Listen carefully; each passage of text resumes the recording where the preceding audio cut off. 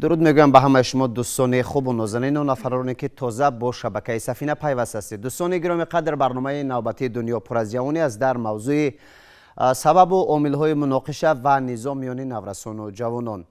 خب این موضوع را همراه مهمانان مطرح خواهیم کرد و مهمانان را تشکر میگویم که دعوت ما را پذیرفتند. امیدوار هستیم که با سوال‌ها پاسخ می‌گردید. شما را نیز خیر مقدم می‌خوانم. تشکر که آمدید. موضوع به همه ما و شما آشناست.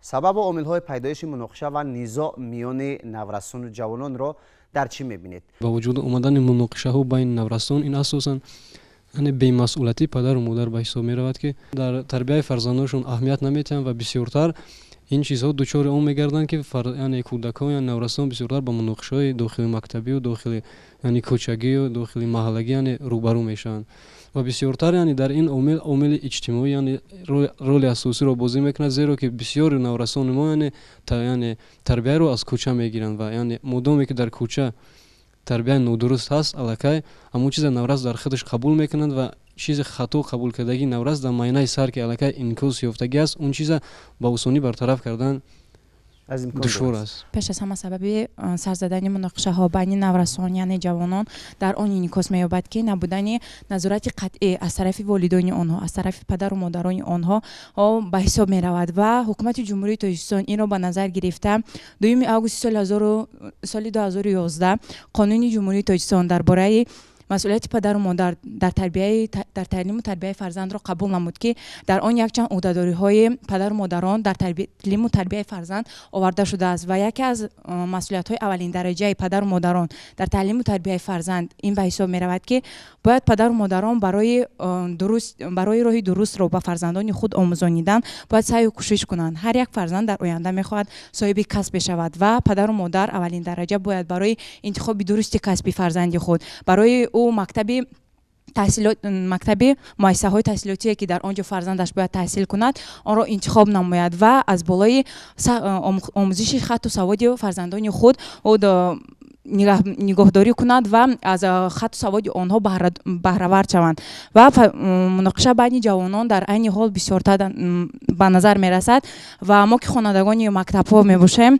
در مکتب‌ها نیز سر زدن مناقشه‌ها به نظر میرسند و سبب اساسی آنها بسیارتر نبودن یکدیگر فهمی بین جوانان به حساب میرود که این آخر این به مناقشه آورده میرساند. در سال روان در مؤسسه ما مناقشه بین خوانندگان صنف‌های بالایی یعنی صنف‌های 11 گذشت که سبب اساسی این جنگ در آن بود که بین آنها نافهمی یعنی با دادن دشنام به یکدیگر بین آنها نافهمی رخ داد که این آخر این به مناقشه آورده رسانید و معلم‌های مکتب ما دیرکتور گیمنازیا توانستند که راه این مناقشه را گیرند و از وزارت کارهای داخلی ناحیه فردوسی به مکتب ما کارمندان این ساحه آمدند و راه پیش این دعوا را گرفتند.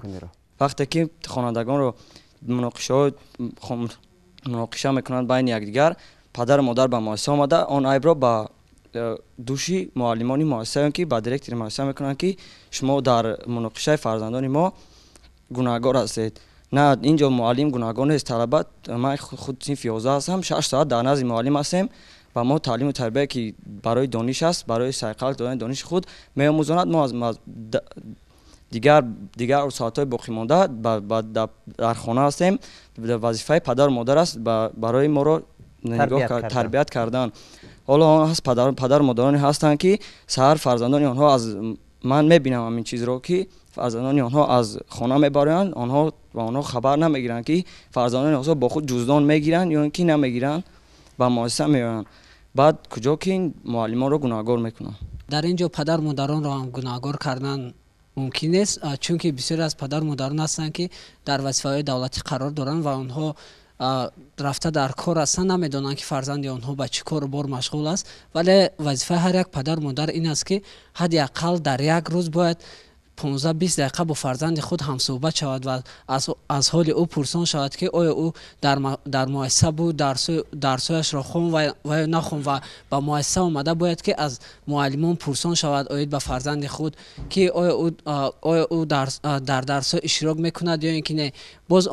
باز عامل‌های اساسی دیگری هستند که برای با وجود آمدن مناقشه ها این این همه از پسیخیکای هر یک آدم وابستگی دارد. وقتی که کودک از تعلیم دور می شود، او دیگر به دیگر کارها وقت خود را میگذراند و در تعلیم چیزی را نمییابد و چیزی را درک نمیکند، نمیخواهد که تعلیم گیرد، چون که او الکی به دیگر کارها الکی خوش شده است و دیگر نمیتواند که این را دوام دهد. مزه تعلیم را به خود گرفته نمیتواند. در عین زمان سه نهاد هست که در تعلیم و تربیت فرزندان و من نسل نو سهمی ارزنده خود را میگذارد. این هم باشد مکتب، جامعه و عائله است. در اینجا بسیاری ها پدر و مادر را گناهکار کردند و بعضی آنها گفتند که در این مورد دیگر هست که پدر و مادر نیز گناهکار نیست و باید ما در همه چیز برابر نظر اندازیم، چون که پدر مادرانی هستند که آنها از سر تا بگاه در کار هستند و هستند مادرانی که آنها تنها هستند، آنها تنها از عهده تربیت فرزند برآمده نمیتوانند و بودن موردهایی که ما با فرزندانی که آنها با یگان مناقشه یا که در درس به مسئولیتی است نمودند و با درس خلل ها رساندند، با والدین آنها هم صحبت شدند. بودن نفرانی که آنها در خانه یگانه بودند. بعدا وقتی که ما هم صحبت شدیم، والدین آنها به ما عرض کردند که ما از سحر صبح صادق از ساعت 6 تا صبح صادق تا 6 بگاه ما در کار هستیم و من چگونه میتوانم که یکو تنها این را نظارت کنم؟ به من لازم است که او را خورانم، پوشانم. غیر از این باز دیگر فرزندان دیگر هم نیست هستند. غیر از این باز هستند نفرانی که آنها خصلت‌های بد دارند. من نفرانی هستند که پدر و مادر به آنها تماما اهمیت نمیدن و کمال همنشین اثر میکند. ما این چیز رو باید نادیده نگذاریم. کمال همنشین حتما به همه اثر میکند. وقتی که وی میرود با یک نفر، مثال پسر است با یک پسر دیگر وی خصلت بد دارد، دوست میشود، هم صحبت میشود. وقتی که دوستی وی با یک نفر دیگر مناقشه میکند، این نیز حتما دوستی خود را دستگیری میکند و در آن مناقشه نیز همراه میشد. بنابراین همین سبب ما نباید که پدر مادر را گناهکار کنیم. در مورد دیگر در مسئله مکتب ها باشد، مؤسسه ها باشد، یگان راهبر مؤسسه، یگان آموزگار نمیخواهد که به اثر خود یک نفر البته جنگ و جدال کند و حتما میخواد هر یک آموزگار هر صبح صادق وقتی که وی نصف روزی از صبح صادق است، حتما با تیاری همه جانب مکتب میرد و میخواهد که شاگردان تربیت نماید که باعث افتخاری او گردند. لیکن متاسفانه میشد موردهایی که خوانندگان هستند که به مناقشه سر میزنند، لیکن یگان مؤسسه، یگان والدین هم نمیخواد که فرزندش به او داغ بیارد. یکی از سبب دست زدن جنایت با اوباشی مناقشه های گروهی، دست زدن نابالغان در آن میباشد که از بی‌مسئولیتی و بی‌پروایی استفاده بردن نابالغان دست به جنایت میزنند. این چونین در رفت گذراندن عملیات ها دیده می شود که قسمت زیادی نابالغانی که برای ریاست وزارت کارهای داخلی یا شعبه های وزارت کارهای داخلی دسترس می شوند، قسمت زیادی آنها از داخل مرکز بازی های کامپیوتری معین کرده شده به ریاست وزارت کارهای داخلی دسترس می شوند که همه آنها با تماشای فیلم های خصوصیت زورآوری داشتن مشغولند و این هم یکی از سبب های اساسی دست زدن جنایت از طرف نابالغان میگردد. این سبب ها و عامل های گوناگونی دارد که من جوانان عزیز این را یادآور شدند. این در سخن است، این در رفتار است، این در استفاده بری از واسطه های گوناگون تکنیک حاضر زمان است، این در دختر است، این در پسر است، این در زن است، این در مرد است. یعنی این سبب های می شوند که باعث خرخشه می گردند. جوان از برای دختر بین جوانان دیگر مناقشه پیدا می کند، مرد برای زن، زن برای مرد. این مناقشه های گوناگون بین انسانیت وجود دارد. ولی از همه چی مهم آن است که امروز ما در زمان زندگی میکنیم، در دور زندگی میکنیم که تمدن ها به هم برخورد دارند، یعنی فرهنگ ها آمیزش مییابند. ما با واسطه اینترنت با هم دیگر علاقه کرده بعضا وقت ناگهان با یک ماجرای دچار میگردیم که عاقبت ناخوش را بارآور می شود و این در بین اکثر جوانان مشاهده می شود.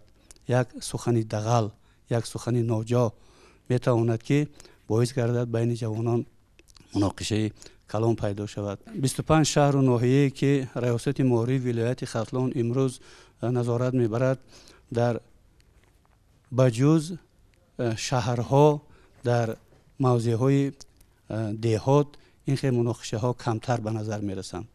شاید از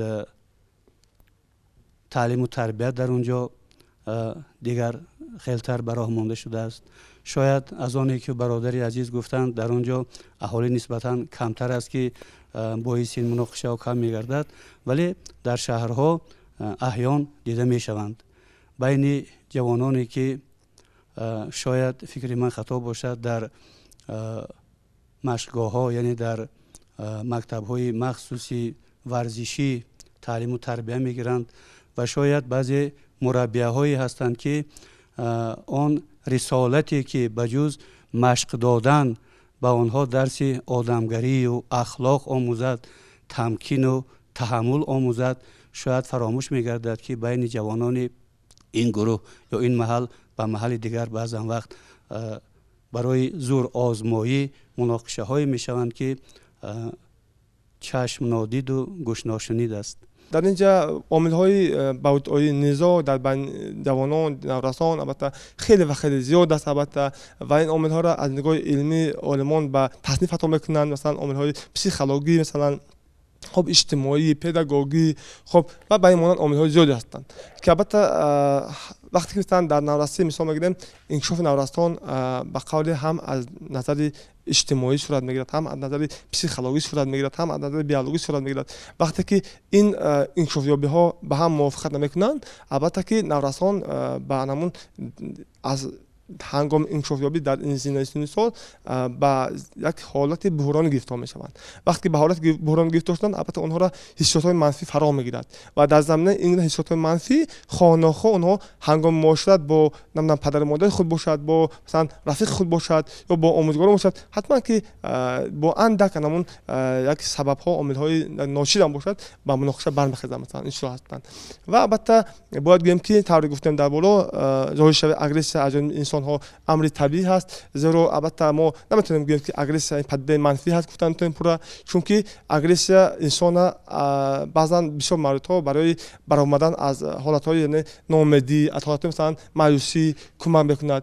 به این خاطر یعنی برای به مقصد رسیدن انسان ها بعضا هنگام اومدن شکستن صد و مانع ها از اگریسیون به کار میگیرند. از این خاطر یعنی گفتن در کار است که بازم در این سمت بالا بردن معرفت جوانان ضرور است، ناگزیر است، چون که مخصوصا در این حالت یعنی بالا بردن معرفت اخلاقی آنها، حقوقی آنها بسیار مهم است، چون که زمینه البته انمون بازم راه دادن به هر گونه مناقشه ها، هر گونه یعنی سخن های قبیح و دیگر البته داشتن معرفت بلند اخلاقی و همزمان داشتن معرفت والای حقوقی است که به شیرای این چیز گرفته میتواند. موضوع داغ است و نتیجه تربیه‌ای عائله، آموزگار و جامعه است که ما خود را هیچگاه در کنار گرفتن نمیتوانیم گوییم که عائله را گناهگار کنیم، آموزگار را گناهگار کنیم، جامعه را گناهگار کنیم. ما این حقوق را نداریم، چون که ما در یک جایگی کار میکنیم و در یک جایگی باید تعلیم و تربیه را درست به راه مانیم. من همین را گفتنی هستم که تربیه فرزند از بطن مادر با مهربانی های پدر شروع می شود و وقتی که کودک 4 ساله است 400 سوال در معینه او پیدا می شود، او به سوال های خود جواب می خواهد و پدر و مادر در کار است که به سوال های او جواب گرداند. اگر ما درست جواب گردانیم کودک درست تربیه می یابد، یعنی که تشکل یابی کودک از عائله شروع می شود، در مکتب انکشاف می یابد. چنانه که در حکمت فلسفه میگویند به رقابت، به ضدیت هیچ وقت جامعه پیش نمی رود. لیکن البته این مناقشه، این ظهورات هایی که هستند و در نوبت اول از جانب جوانان هم خیلی احساس کنند که مناقشه را مناقشه که باعث راه افتادگی و باعث چی میگن آرامی همون محیط همون جامعه نشود، باید این رو در رقابت از جهت عقلی در دانش باید این رقابت تشکیل کردن در کار و میتواند همین نتیجه خوب دهد. لیکن باید همین قدم بود که در نوبت اول он қонуне ки дар ҷумҳурии тоҷикистони мо амалӣ гардида шудааст, қонуни масъулияти падару модар дар таълим ва тарбияи фарзанд. дар навбати аввал ҳамина талаб мекунад ки ҳар як падар ва модар дар навбати аввал фарзанди худро аз ҳамон лаҳзаҳои кӯчак будани ӯ пурра дар зери назорат, дар зери мушоҳида, дар зери озмоиши худ қарор диҳад. ҳар як фарзанд, ҳар як инсоне ки дар ҷомеа аст, онҳо ба ҳамдигар айният надоранд. ҳар як инсонро бояд бо нигоҳи махсус бояд тарбия кард, калон кард. ва чуноне ки мо медонем, оила, мактаб, ҷомеа ин се иттиҳодия ҳаст ки барои тарбияи инсон нақши муҳим мебодад. ва гуфтан зарур аст ки ҳолати равонии ҳар як инсон, чуноне ки коршиносҳо инҷа қайд намуданд, албатта зарур аст ки дар навбати аввал аз тарафи падару модар омӯхта шавад. сипас вобаста ба ҳар як зуҳуроти номатлубе ки дар равони ҳамон фарзанд ҳаст, бояд аз ҷониби дар навбати аввал модару падар ба як роҳу равиши муайян дароварда шавад. яъне ки камбудиҳое ки фарзанд дорад, ҳатман сари вақт бояд падару модар барои ислоҳи вай кӯшанд. ва ҳамчунин падару модар зарур аст ки дар ҳаёти фарзандашон дар давраи таҳсил бисёр масъулияти баланд ҳис кунанд. яке аз муҳимтарин муассисаҳое ки дар он ҷо тарбияу таълими якҷояи падару модар бо аҳли омӯзгорон сурат мегирад, дар ҷаласаҳои падару модарон мунтазам бояд иштирок кунанд ва дар он ҷо он мушкилот, он проблемаҳое ки фарзанд дорад ё ин ки иттиҳодияи ҳамон синфхона дорад, мактаб дорад, дар якҷоягӣ баррасӣ кунанд. ман корманди хадамоти пешгирии ҳуқуқи вайронкунии байни ноболиғон ва ҷавонони вазорати кори дохилӣ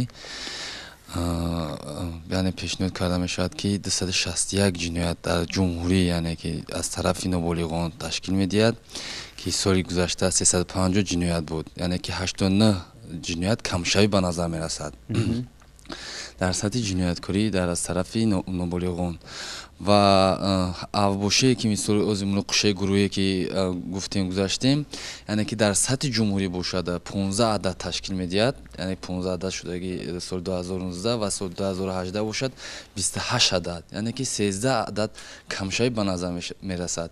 яъне ки аз тарафи кормандони вазорати кори дохилӣ, аз тарафи омӯзгорон, аз тарафи ҷомеа, яъне ки вохӯрӣ ва суҳбатҳо дар муассисаҳо таълимӣ гузаронида шуда истодааст.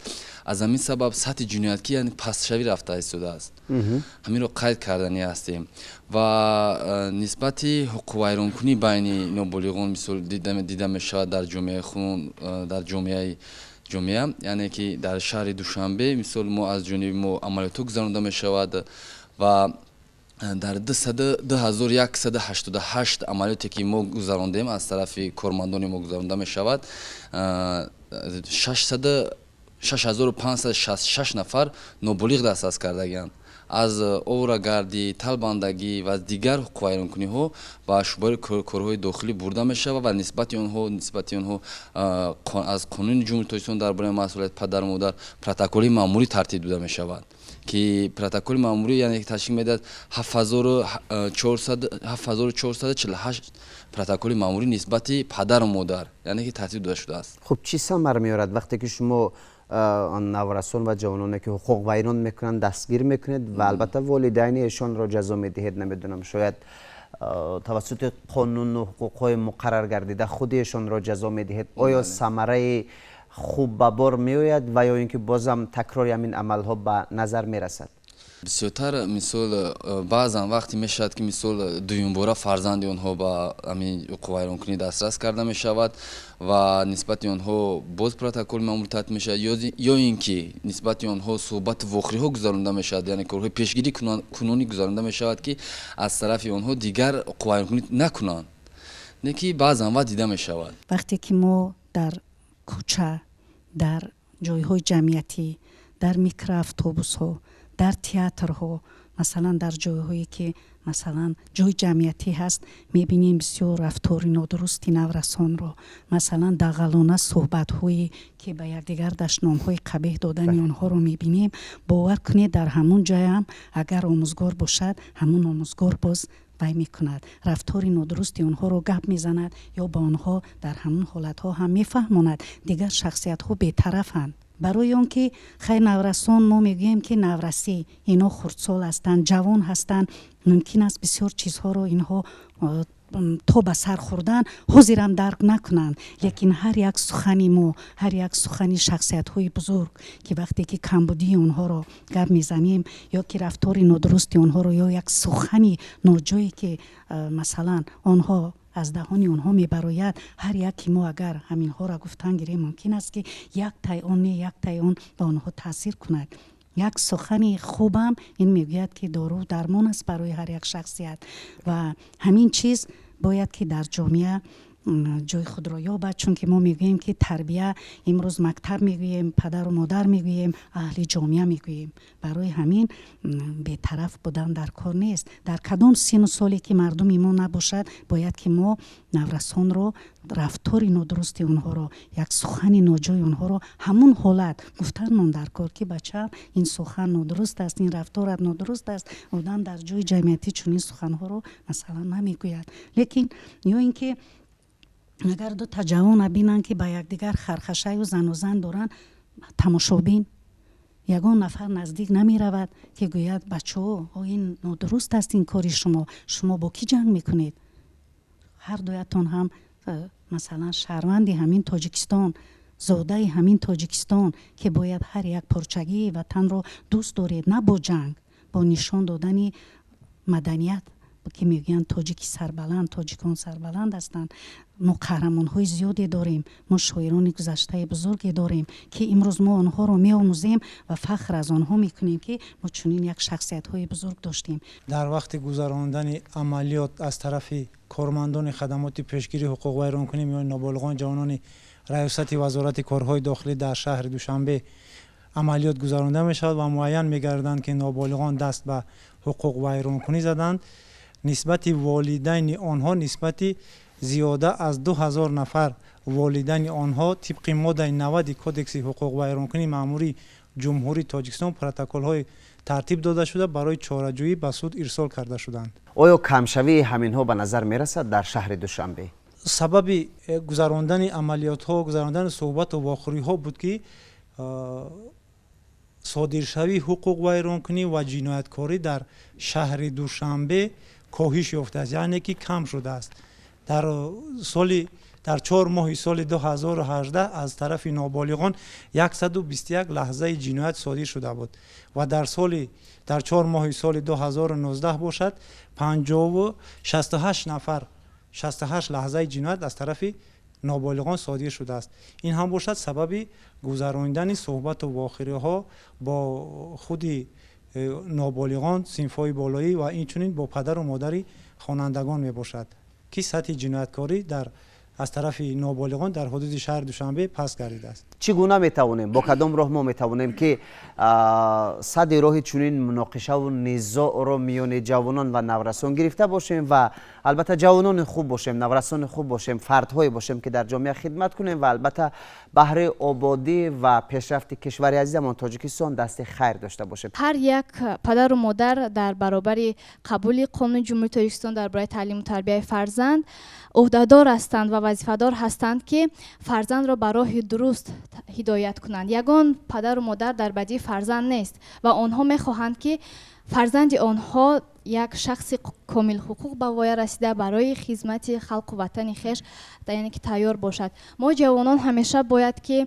از سیاست خردمندانه و پیشگرفته اساسگذار صلح و وحدت ملی پیشوای معظم ملت محترم امام علی رحمان باید بهره گرفته بهره رشد و نمای ساحه‌های کشور سهم ارزنده خود را بگذاریم، چون که محض با اعلان گشتن 23 می همچون روز جوانان ما جوانان را وادار می‌سازد که اصالت هویت ملی خویش، حس وطن دوستی و وطن پروری خویش را یعنی که در ضمیر قلب خویش در شعور خویش پروریده پیروان اصیل پیشوای ملت گردیم. پیش از همه پیشنهاد میکنم که برای برطرف نمودن آنها والدین همچنین جامعه آموزگاران بیشتر خوانندگان را به کتابخوانی جلب نمایند، آنها را به آن راهنما سازند که یگان اثر را خوانند و مضمون محتوا همه آن چیزی که در آن اثر هست تمام پهلوهای آن اثر را مورد تحلیل بررسی قرار диҳанд ва баъдан омӯзгорон вақте ки супоришро медиҳанд ё падар модар низ ки супоришро медиҳанд аз фарзанди худ талаб кунанд ба фарзандон чизҳои қиматбаҳо ба монанди телефон дучарха ё ба духтарон лухтакҳои қиматбаҳо мехаранд. ҳангоми харидани онҳо ин албатта хоҳиши кӯдакон аст. ин орзуи ҳар як кӯдак аст ки падар модар ба онҳо ин чизҳоро муҳайё созад. роҳи ҳалли инро ман асосан бо робитаи зич байни мактабу оиларо мебинам. вақте ки падару модар аз фарзанди худ ҳамеша огоҳ бошад, аз кору рафтори ӯ огоҳ бошад, ҳамеша вақте ки фарзанд дар таҳти назорат бошад, албатта вай аз ин корҳои ношоям даст мекашад. барои ман якум пешниҳоди ман ин ҳамин аст ки робитаи зичи анҳамин оила, яъне анҳамин падару модар бо муассисае ки фарзанди он дар он ҷо таҳсил мекунад. ҳамчунин бубинед ки имрӯз фарзандон имрӯз падару модарони ҳамон оилаҳое ки фарзандонашон ҷиноят мекунанд ё ки даст ба ягон ҷангу ҷанҷол мезананд, ин ҳамон оилаҳое ҳаст ки дар ҳамон оилаҳо ягон муҳити агар дида бароем, ман ки ҷонишини директор оид ба тарбия ҳастам дар гимназия, вақте ки ман ба ин ҳолато дучор мешавам, вақте ки мо дида мебароем, яъне ҳамон оилае ҳаст ки дар он ҷо тарбия дуруст ба роҳ монда нашудааст. бисёри ҳамин ҳолатҳо, яъне ки ё модари танҳо аст, ё ин ки падар ба Россия рафтаасту фарзандо беназорат монданд, яъне ки аз як тараф нуқсон дар он оила дида мешавад. яъне камбудӣ дар ҳамин оила ҳаст агар мо ҳамина дида бароем. роҳҳои дигарашоне ки қайд намуданд аз оила сар мешавад дар гирди як пиёла чой, тарғиб намудани ахлоқи ҳамида. дар муассисаҳои таълимӣ бояд маҳфилҳои гуногуне имрӯз роҳандозӣ карда шаванд, ҷоно карда шаванд ки то хонандагон, наврасон, ҷавонон дар он маҳфилҳо дар баробари маҳфилҳои варзишӣ инчунин маҳфилҳои гуногуне бошад ки ҷавононро ба ахлоқи ҳамида аз қабили шояд маҳфилҳои гуногуни забондонию омӯзиши забонҳои гуногуну уман ба ҷавононро фарогир бошанд ки то ин ки ба корҳои номатлуб даст назананд. ва дар ҳамаи ин маҳфилҳо ё дарсҳо аз омӯзгорон хоҳиш менамоям ки ба ин раванди дур кардани хусумат аз дили ҷавонон ва дар ниҳод ва замири онҳо тарғиб намудани он ки онҳо қавми бо фарҳанг ҳастанд, онҳо мардуме ҳастанд ки имрӯз тавассути маданияту фарҳанги хеш тавонистанд ки ҷаҳонро тасхир намоянд ва аз ин корҳои номатлуб даст кашанд. донишҳои худи фарзандро ҳам аз нигоҳи ахлоқӣ, ҳам аз нигоҳи ҳуқуқӣ, ҳам аз нигоҳи илмӣ боло бурдан дар кор аст ва барои ин корро анҷом додан албатта зарур аст ки ҳангоми тарбияи фарзандро ба роҳ мондан бояд ҳам омӯзгорон, ҳам падару модар аз навъҳои тарбия ба таври кофӣ ба кор баранд, ҳам тарбияи меҳнатӣ, ҳам тарбияи ҷисмонӣ, ҳам ахлоқиву фикриву эстетикаро ба кор баранд, то ки фарзанд ба таври шоиставу умуман ҳамаҷониба рушди худро пайдо кунад. соли 2006 консепсияи миллии тарбия дар ҷумҳурии тоҷикистон аз тарафи ҳукумати ҷумҳурии тоҷикистон қабул гардид ва амалӣ шуда истодааст. қонуни ҷумҳурии тоҷикистон дар бораи масъулияти падару модар дар таълиму тарбияи фарзанд ва тамоми шароитҳо барои наврасону ҷавонон ва фаъолияти омӯзгорон имрӯз махсусан дар шаҳри душанбе муҳайё аст. аз мову шумо талаб карда мешавад ки баҳри тарбияи дурусти фарзандон кору фаъолияти худро дуруст ба роҳ монем ва ҳамаи ин муноқишаҳоро мо метавонем пешгирӣ намоем дар ҳамбастагӣ, дар якҷоягӣ бо волидайни хонандагон. вақте ки ман пурсон мешавам аз волидайн барои фарзандат чӣ мехоҳӣ, мегӯяд ки одобу ахлоқи баланд, дониши хуб, ояндаи нек мехоҳам. мо омӯзгорон дар навбати худ ҳамин чизро таманно дорем. пас мақсади мо ягона аст, як аст ва дар якҷоягӣ бояд ба ин мақсади наҷиби худ бирасем. ягона чизе ки метавонад пеши ро инро гирад дар навбати аввал дониш, ақл, хират, маърифат мебошад ва бесабаб фирдавсии бузург ҳам зиёда 1000 сол пеш гуфта буд ки хиратманд мард накӯшад ба ҷанг, ки аз оштӣ шодӣ ояд ба чанг. муҳаммади ҳиҷозӣ дар китоби ҳазор суханаш мегӯяд кӯдакону наврасон мисоли масолеҳе ҳастанд ки падару модарон онҳоро бояд ба кор бубаранд. яъне падару модарон метавонанд дар тарбияи хуби фарзандони хеш қодир бошанд ва фарзандон албатта баробари тарбияи хуб гирифтан метавонанд номбардори волидайн خدمتگار وطن و البته آبادگر سرزمین اجداد تاجیکستان بیشت اوسا باشند. دوستان خوب و نازنین، همدیران گرامی قدر و همه نفرانی که چند لحظه توجه کردید برنامه ما را و فکر و اندیشه متخصصان، جوانان و مهمانان را گوش کردید. فکر میکنم که از برنامه ما برای خود چیزی گرفتید. اگر گرفته باشید ما اهل ایجاد موفق هستیم. با امید آبادی وطن، خانه آبادی شما، با امید تنسیتی، صحتمند و پیروز باشید تا برنامه های دیگر. خیر.